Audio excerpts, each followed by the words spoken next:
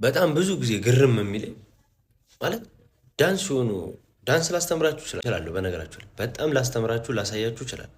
ኳሊቲው አለ። ምንድነው አንዳንድ ዳንሰኞች ምናምን ያለው እና ዋሽ ከሆነ እንዴት እንደዚህ ይደረጋል? ዳንስ እንዴት አሁን ለምሳሌ ተይ ተይ ተይ ተይ